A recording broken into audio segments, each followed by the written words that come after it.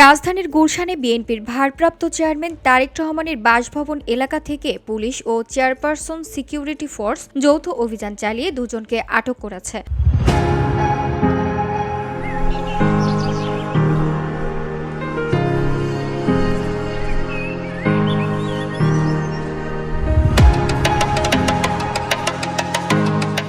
রবিবার সকাল 10টা 50 গুলশান 2-এর 196 নম্বর বাসভবন থেকে মোহাম্মদ রুহুল আমিন নামের এক ব্যক্তিকে আটক করা হয়। তিনি নিজেকে চাঁদপুর জেলার মতলব দক্ষিণ উপজেলার বাসিন্দা বলে পরিচয় দেন।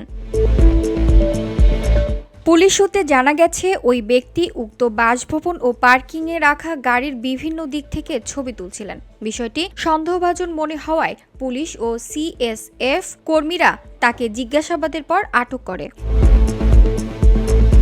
এর প্রায় 25 মিনিট পর বেলা 11টা 15 একই বাসভবনের সামনে থেকে মোহাম্মদ ওমর ফারুক নামের আরেক ব্যক্তিকে আটক করা হয়। তার পরিচয় তাৎক্ষণিকভাবে নিশ্চিত করা যায়নি। পুলিশের দাবি, সন্দেহভাজন ওমর ফারুকের দেহ তল্লাশি চালিয়ে তার কাছ থেকে 2 পুড়িয়া গাঁজা উদ্ধার করা হয়েছে। আটককৃত দুজনের বিরুদ্ধে গুলশান থানায় আইনানুগ ব্যবস্থা গ্রহণের প্রক্রিয়া চলমান রয়েছে বলে জানিয়েছে police. VOD Bangla news desk.